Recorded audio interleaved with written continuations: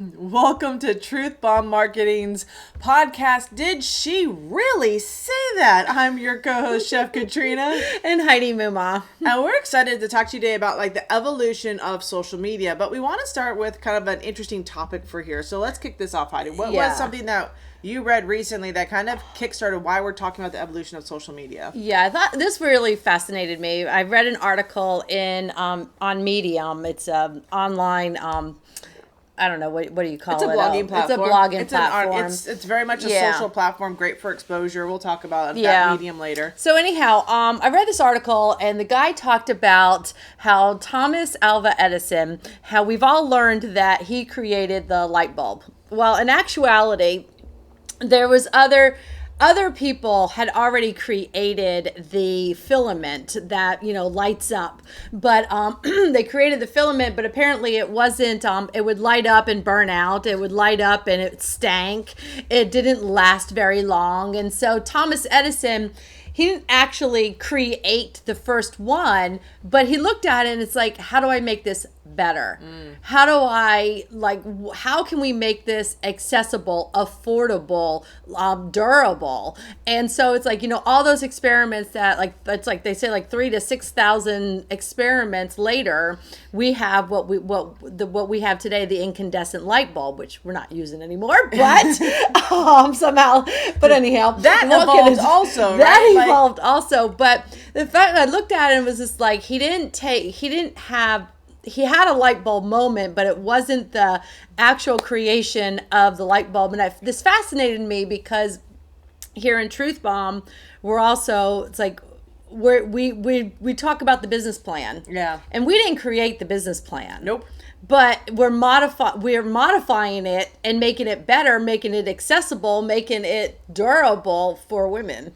Yeah, and I think that was the key thing, is that when we started looking at with the Truth Bomb Academy and really designing a business plan formula for women, like how do you create a business that's sustainable? Yeah. Because one of the big things we keep seeing over and over again as I talk to more women is they are burning out. They are exhausted. They are overworked. They are overwhelmed. Like they just feel like they have so much on their plate they don't even know how to slow down. Yeah. Right? And society and a lot of our media and everything else perpetuates this idea for them. Right? Now you've got to be a solopreneur, a mompreneur, a thispreneur. And I think what it ended up happening is that we fell into the trap of just following so much old information. Mm-hmm. And we haven't evolved it for how women approach business. And there isn't any training out there until now. Right? There wasn't any training out there. I got to change my language around that. There wasn't any education around for women to how to adopt or adapt the business plan into their lifestyle. Mm-hmm. Right? And it wasn't really a concern. Nobody really cared because they thought, okay, this is the same old. This will just work for us. Right? And so what we ended up doing within the Truth Bomb Academy was we took all the elements of a business plan and we started modifying language for women. We started creating different activities for women to engage in to get some of the processes around branding and audience and making it more tangible for women to create sustainability.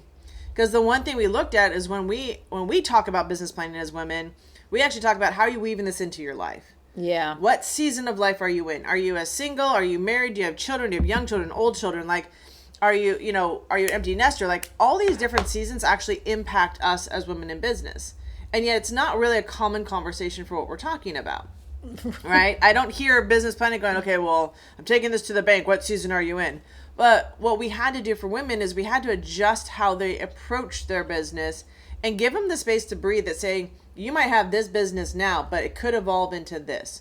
Or you might have this type of business for this part of your season of your life, and then it changes into this. Right? And so it was really like, I will say that the women are starting to breathe again for the first time because they don't feel like this overwhelming pressure to be at this high performance when they have other responsibilities that really take energy and commitment from themselves. Absolutely. Right? And not only that, and just sinking in with their body, which brings us back to, now you're wondering why it took us 4 minutes and 42 seconds to get into the marketing aspect of this. But the reality is that we have to have this first part of the conversation before we can talk marketing. To be honest. Yes. Right? Because introducing the topic, and it's like, so what the marketing part we wanted to talk about was how social media has done all of this. Yeah, and they've evolved. They had, I mean, it's like you talk about how the internet started and then how we all got onto social media. And I mean, it's like, back in the day when we had, what was that first one? MySpace?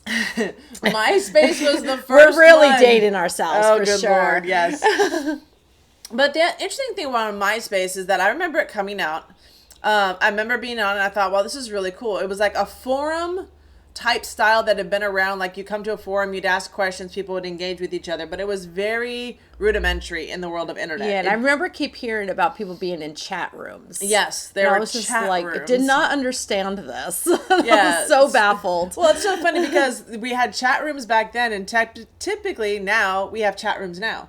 We have all these group chats, and we have these chat rooms and these separate areas. So, like, it's so funny what we said we wanted to get away from. Yeah. We've actually re-involved back in again. Like, it's just come around in full circle. Mm-hmm. And we've really looked for, how do we create those private groups? How do we create the private apps? How do we create, like, what we did with Truth Bomb? Right. How do we get off social media and create an environment that actually is a safe place for women to have these conversations, to talk about what women deal with in raising a business and nurturing the business and keeping the business going while life happens to them also.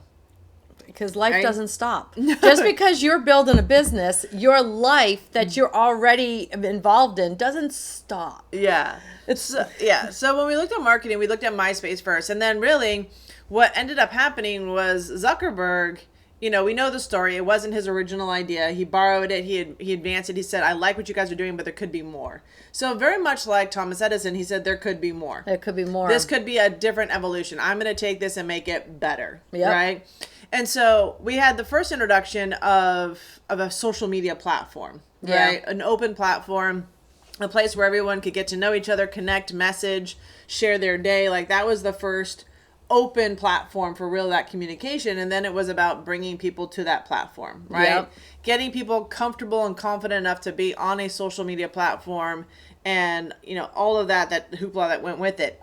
But then what was interesting is over the years there were numerous social media platforms that came to being, right? So YouTube's been around since the early 2004, I think, even back from like 1998, if I'm not mistaken. It's been around. Don't quote me on that. Definitely look that up. But YouTube's been around in some form or variation for a while. Again, very clunky in its evolution. Yeah. And what's been interesting when you look at social media is that it has grown up, right? I definitely got into social media in its infancy. Like, it was a bye-bye, right? And there's something about that time period where it is the wild, wild west. And anything and everything goes, because we're literally, as a society, as business owners, as entrepreneurs, as marketers, taking everything and throwing it at the wall, seeing what will stick. Totally. And I love the aspect of the memories on Facebook. Yes. And you get memories back from like the very first years. Oh, it my was God. It was like, what were we doing? I mean, it's just the evolution of how the platform is and the evolution of how we use it. Mm-hmm. And it's like when businesses first started, I mean, because I look back at some of the marketers I know that have been on since like the earlier years. I don't even know what years, like 7, 8, and 10. Yeah. I don't know. But, and they were able to grab traction so fast. Yep. Because it was infancy, and it was just like, it was brand new, and it was just like, it was easy to grab attention. Yeah. But then as it evolves, then it's like everything evolves and it just becomes this bigger thing, and what do they keep doing? They keep changing things. Yeah. They have to. But they keep evolving. They keep evolving. Like, how do we make this better? How do we make the platform easier to use? How do we make the platform monetize better? Yeah. Well, and it's interesting too, because like, when I remember there was the big thing back in I think the late, I want to say like 2010 or something like that, Instagram came out. Yeah. And Instagram was what Facebook considered its competition. And it was pissed. Yeah, Facebook was pissed because Instagram was just blowing up. Like, it was growing at a faster rate than Facebook did initially, which was like, wait a minute, how are they growing faster, getting more people on this platform? But again, it's the next evolution, right? People were more comfortable with being online. So the next best thing that came out had everyone kind of running over there, right? Yep. And so we created this trend throughout the last 20 years. And it's so funny because I have gotten like updates just recently going back like 18 years on Facebook. It's like, oh, by the way, you did this. And I was like, oh my God, how long ago was this post? And thanks for memories. Yes, yes. But the interesting thing is that competition was so fierce that Facebook ended up buying out Instagram. Mm-hmm. So that's how Instagram evolved into, it didn't lose its identity. Right. It just got absorbed into a company and then had to run its own department, kind of a thing, right? Right, right. So, but Facebook has always been the aggressor in social media. So anytime a new platform comes out, it's automatically competition, which is so masculine. I can't even begin to tell you, right? Like, it's not a collaboration. It's like, but that's where we need like the evolution of different social media. So things like Twitter, now X came out. So like Twitter came into the platform. Mm-hmm. You could only type in 120 characters.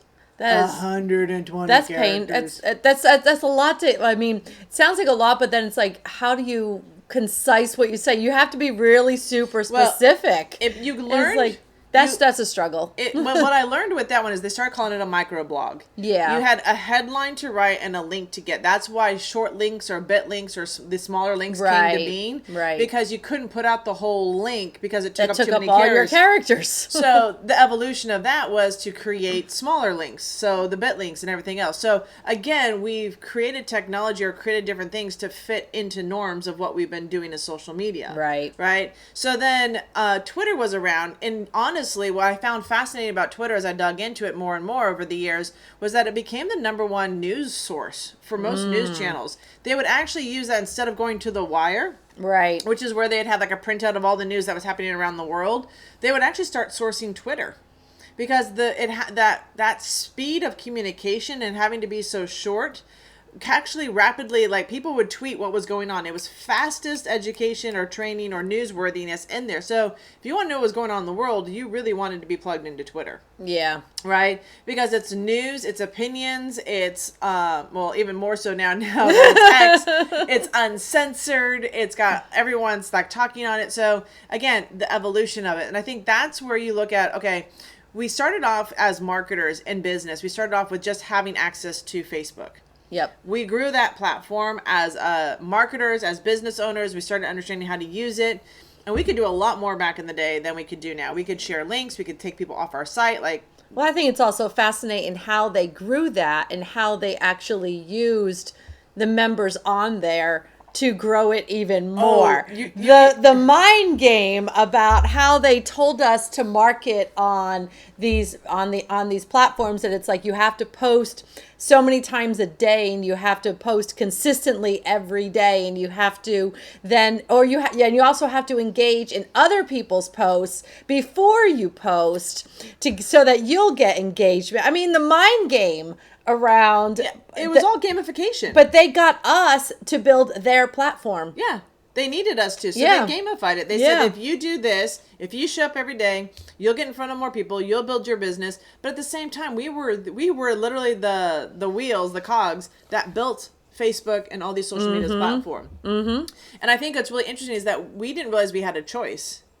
Like, we thought everybody had to be on there. It was like, oh, you're not on here, you should be. You have to be. If you're building a business, right? It's not an option. Yeah. So there's this have to be. But the thing is like that mentality of being on there every day, showing up every day, that I think is a little old school. Yeah. It was used predominantly to get us on the platform, to have us open the platform, to show growth, to show engagement, to invite people to be on that platform, right?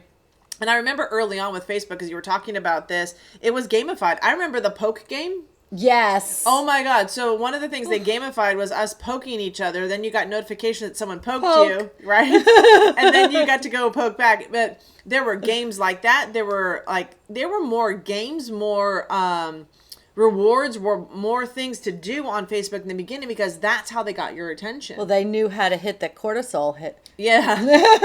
They knew how to get us a dopamine hit. But there was a lot more. When I look back at my early posts and my memories, a lot of times it says it's no longer available. And then I remember that those types of posts that I were putting out there were game posts. It was all about playing a certain game or using that platform to create something. So there was more gamification in the very beginning to get you involved.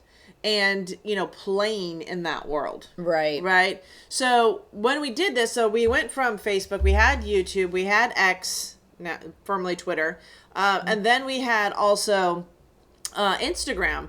And so we had our kind of like our base of where we were first getting promotions and everything else. Now, fast forward, this started in like 2004-ish. So we're now 20 years later. Yeah. Right? Wow. And so when you look 20 years in the future, so Facebook and all these social media platforms have grown up. Yep. Right? Now they're in their 20s.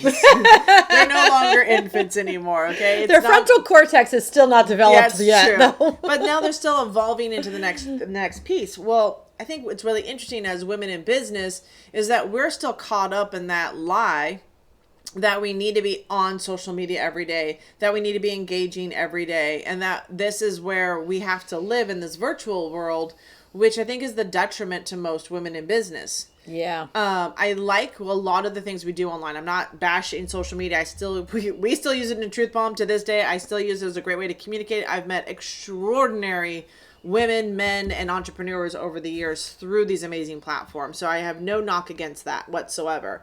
I just find it interesting that they're still teaching you that you have to be omnipresent. They're still teaching you that you have to be everywhere.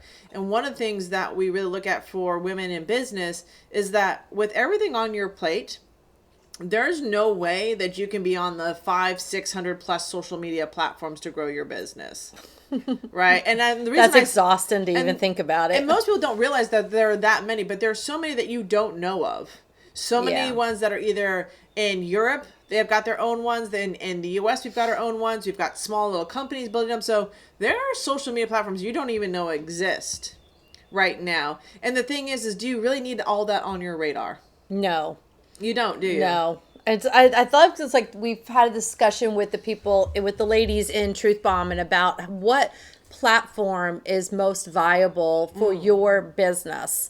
And it's like, if you're building a business, it's like to be omnipresent everywhere, unless you have a huge team behind you. Unless you're a company, really. Unless you're a company that has people in charge of the different platforms, in charge of specifically marketing on that platform, because each platform has its own nuances, idiosyncrasies, desires, and how they want you to show up on that platform. Yep. And so it's like, if you're a one person or even a partnership, that's exhausting to do. Yeah. And it's like, and so it's to understand the nuances of each platform and how your business fits into a certain platform. Are you a B2B business? Are you a business that's directly to B2C? And it's like, so it's dependent on who you're serving is really going to determine what platform is going to work best for you. Yeah. And so for those that don't know, B2B is business to business and B2C is business to customer. Or business to client. We use a lot of acronyms in this world. And if there's anything you don't understand, and when you guys are listening to this, definitely drop something into the comments. We want to make sure you guys understand the language that we're using, because it's something we've had to learn also, is just how to speak the business language, but then also how to communicate it more effectively with women. For sure. So going back into that, so like the evolution of social media for businesses, I still think when I look at a lot of gurus, it's so many multi-channels. Yes. It's so many different things. And really, if you're starting out and you're a solo, if you are a woman starting out and you're just trying to take this by the horns and put a little extra income into your account, or you're somebody that's growing a business and you have maybe one or two people on your team that are helping you grow your business, the truth is, right, that I'm going to share with you guys, and you can agree or disagree, and I'd love to know if you're going to agree or disagree with me on this one, is that it really boils down to, because these platforms have gotten so ingrained on what differentiates them from each other, that they have nuances that if you're not paying attention could actually be the one spark or the one key that unlocks lead generation. It unlocks the growth of your company. Mm-hmm. But every time you try to repurpose content, and I hate this, by the way, I'm just going to share this. I agree with repurposing content. I think there has been a lot of false information around how to repurpose. Yeah. They think, and I know we've done it here in Truth Bomb too, and I'm not a big fan of it, but every platform has, like we said, idiosyncrasies. It has little nuances that we have to be aware of. And when you take the same video and you put it out there on all these different platforms, the thing is you're not serving the intention of what that platform is looking for. Right. Right. And when you do that, my question is, are you really are you honoring the social platform or the media marketing platform you're using? Right.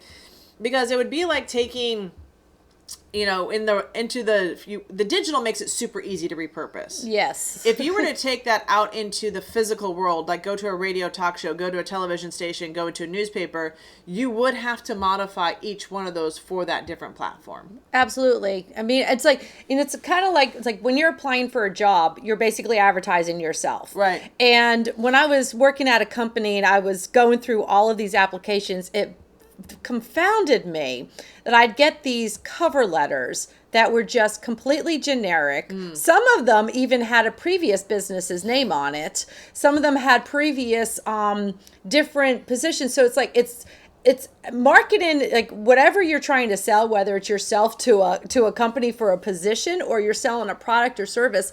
It's like you have to know. You have to be specific and customize it to your audience. Yeah. It's like when you're it's like applying for a job and you're going to give think of it as your cover letter. What is that audience, that company looking for?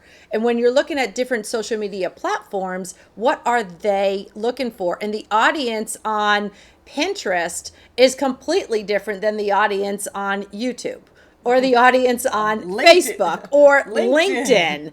It's or like Alignable or Clapper, Alignable. or It's like the list goes on and on. But it's like you can use the same video, but something about it has to be customized for that platform. Yeah. And I think the one thing is like when you're starting a business, there's so much already on your plate in starting the business, right? Because you're wearing many hats. You're wearing the hat of the creator of the content. Mm-hmm. You're wearing the hat of the finance. You're like your accountant, your bookkeeper. You're also like the mom. You're also the daughter. You're also the sister. You've also got maybe a career that you're working on in the background. Like you've got so many hats going on. The question is do you really need to be on multiple platforms to survive? The answer is no. The answer is no. When it's so the easiest thing I always talk with women because we go out. They come into Truth Bomb, they go through our training, they get really present, and then this is why we had to continue with the community, right? Like we have the ongoing monthly subscription into the community because we know you're going to be faced with everything that's opposite of what we're saying almost. You're going to be confronted with, oh my God, well, I need to be here. You're going to hear so many good information, and this is the next best thing, and you need to be on Threads, you need to be on Clapper, you need to be on here. You're going to hear so much information as you start marketing your business. You're going to have people reaching out to you saying, I can help you do this, this, and this, and this. The thing is like with marketing, you really have to narrow your focus first. You have to put the blinders on and you have to at some point, and I remember doing this and saying, okay, this is great training for this platform. I'm not ready for it yet because I haven't started generating leads and sales over here. Right. So until I master my fan base, I grow my audience, I get my leads, I get my sales, and this starts putting income into my account, then jumping to another platform, it's literally like you're building bridges across the lake. Right. And so you started one bridge, but it hasn't landed on the other side. Yeah. So now you're building another bridge, and then you're building another bridge, but none of them are complete. Right. So if you have no complete bridges, how do you expect to have lead flow and lead generation and income? You're not. And it's like, and I think that's so important and crucial because it's like, we were talking with one of our clients yesterday and she was saying it was just like, it's going to take so long to create this audience. Well, it doesn't matter what platform you're on, it's going to take something to build that audience. Yeah. It doesn't always take a long time, but it takes something. Yep. It takes learning that platform and your audience discovering you. Yeah. It doesn't matter what platform you're on. Yeah. It's going to take time to build that audience. And so it's like, why are you trying to build 5 or 6 different audiences instead of just focusing on one? And then some of that audience, because people are on multiple platforms, you will bring that audience with you onto other platforms. And then it snowballs when you do that. You know what? To be honest, though, and I was talking with, I teach some high schoolers, right? Right. And so I'm always asking them, what's your preferred platform? And what's interesting about the generation that's coming up, they're only on one platform. they're not trying to be on all these different platforms to get their information. Because if you think about it, even like for myself, there are certain platforms I enjoy going to. Right. And so if I enjoy going to that platform just to connect with my friends or connect with for business, like that pleasure, it has me constantly returning to that. Right. But like, I'm not a fan of TikTok. And I know there's tons of people that will say this is the place to be, but it doesn't interest me. Right. So why am I going to force myself to be on a platform I don't enjoy, that doesn't interest me, because everyone's telling me that I should be over there? Yeah. Right? And so there are things you look at for your personality. Who do you want to connect with? Like, everyone says, oh yeah, you want to be over on TikTok because that's the younger generation. Well, when I ask them, yes, they're on there, but they're also still on Snapchat. Yes. Dear Lord, I thought Snapchat had gone away, but no, it's not. It evolved. That's because we don't have teenagers in our house. Right. But it's interesting because, like, there are certain things, like, I know people that say, well, I prefer Twitter, or I prefer X, I prefer this. And it's all based on your personal preference of what brings you joy. Mm-hmm. And I think so many times we get into marketing and we're doing marketing, but it doesn't bring us joy as women. Right. It's just the mundane doing of all of this. So going back to repurposing, because I know we got off topic here, I truly believe repurposing has its value, but repurposing needs to have a focal point, right? Like, what is the starting point of that repurpose? So I'm going to give an example here. So for us, we write a blog post once a week. Yep. Right. We like to educate and give value to our community. So we have trainings, we do educations, we do, all sorts of fun stuff around the business world on our blog, right? So our blog is our primary hub. Yep. Right? Why? Because, well, we know people buy on our website. They have access to our courses and training. They can see what we're doing. So we put it in one place. Right. Okay? Now, when we talk about repurposing that blog post, what we're actually doing is that we're finding the social channels that match that conversation. So something like Medium. Yep. So sharing out to Medium, this is the easy part, right? We're just sharing or repurposing that content onto a platform that's made for blogging. Right. Right? Mm-hmm. So now we're sharing out that content, right? On our blog post, we also have a YouTube video. Yep. So one of the cool things is now that there's technology and AI that can do this for us, that creates these really great 1-minute clips from that long content. Now I'm repurposing that with the intention of bringing people back to that long content video, right? Bringing back people to the blog post with the opportunity for them to become a lead in sale. Mm-hmm. So I think so much we got sold into that we can build our business on social media, and that social media is where we can host our business. But the reality is, social media is still nothing more than a tool that brings eyeballs to the offer. So the question is like, where do you want them to go? Right. And I know we were talking to our members recently and they're like, well, do I need to have a website? Then there was the question again. It's like, depends on what your business is. Definitely. If you're a coaching business, we've got tools and resources that don't require you to have a website, but you can sell your coaching program. You can sell multiple levels of your coaching program. You can sell courses in there. You can set up one-offs for like booklets or pamphlets or, things like that. Right. So you can sell. And you can even do freebies. And you can do freebies. Like lead magnets to get them to upsell them to your other offers. Yeah, so you can do freebies, you can do lead magnets, you can do $1 offers, you can do pay what you want, right? So we have the resources that allow you to not necessarily have to design the website, but allow you to start bringing in the money that then can pay for you to hire somebody to do that. Right. Right. A lot of the times in business, we come with the idea that everything has to come out of our pocket. But ideally, and I say, even for us, we've done a lot of out of pocket for Truth Bomb. Like, I know we have.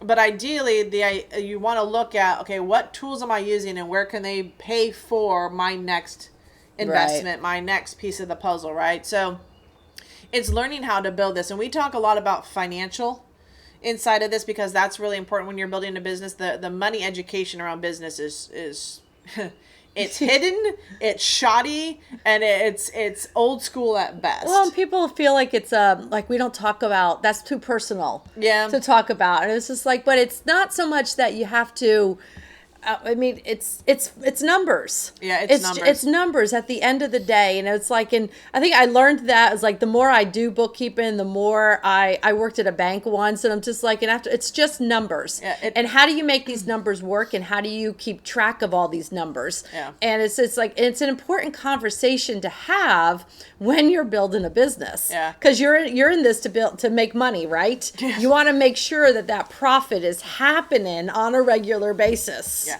Well, and if you guys haven't yet, head over to our website, truthbombmarketing.com. There's a great blog post that Heidi wrote around how to price your products and the mindset around that one, because that's a big piece of the puzzle. So we've done a lot with working with women. We've gotten the feedback from women, and we create content specifically around what they're asking for. Yeah. And we know we just scratched the surface on the evolution of social media.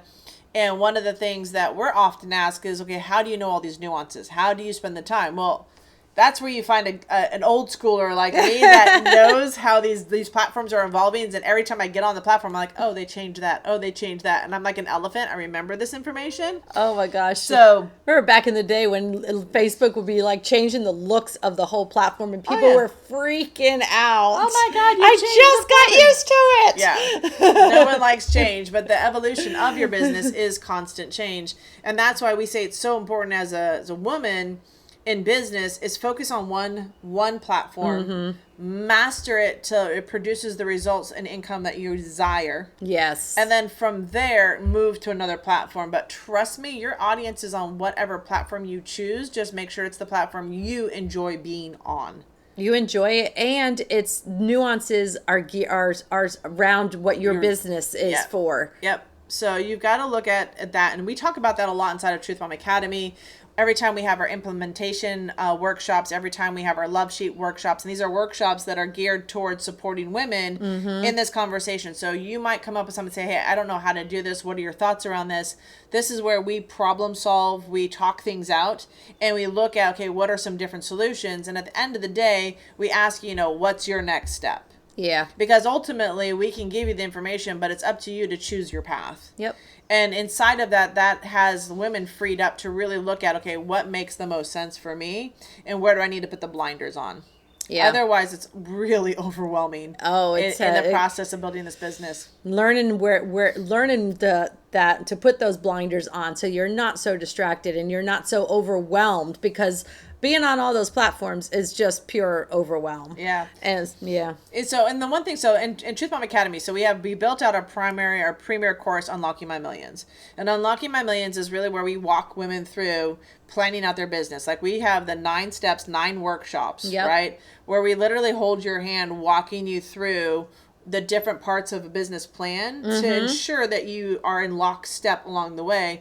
And what's interesting is how we've set this up, because we actually had to look at how do we deliver this information, what needs to go where. And the crazy part is this marketing conversation, this isn't a conversation we have until almost the end. This is like workshop number 8. Yeah.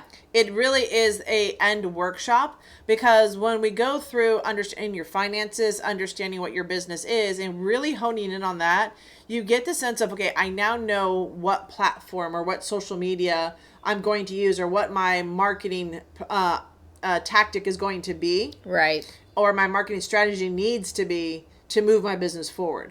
So it's like clarity of all the steps. And then you're looking at, how does this weave into my life as a woman? How do I put this into my day-to-day overall? And then how do I sync this with my cycle? Right. Right. So there's multiple levels of this that are often undiscussed as women in business, but we're bringing back this because this is important to us women. This is important to our overall mental health, physical health, and just our overall well-being, and our ability to help really create and manifest and shift how we are seen in the workplace, how we're seen in the industries that we're in. And when we start understanding ourselves and how we can bring that conversation to what's out there currently in the world, we start creating more balance. And I think that's the fun part of all of this. That is the fun part. It is so much fun. All right, well, thank you guys all for joining us here on our podcast. Did she really say that? We love working with women and showing them how to build business in a way that is holistic, playful, and to really get shit done along the way. Wow. Yeah. Really, yeah. right? Yeah. So if you guys want to learn more about marketing, the science of marketing, the principles of marketing, and what makes sense for the type of business you're in, you absolutely want to join us at Side Truth Bomb Academy. Jump into these 9 workshops, participate, learn, and have some fun, because I promise you, you might know what business planning is, but you've never seen anything like this for you as a female business entrepreneur. So with that, we'll see you on our next podcast. Oh, and if you are listening to us on our podcast and you like what you're hearing so far, we enjoy a 5-star rating. 5 stars. 5 stars. 5 stars. Not 4, not 3. 5. 5. And any comments and we love hearing from you all and just following up with you. So please connect with us, and we will see you on the next podcast.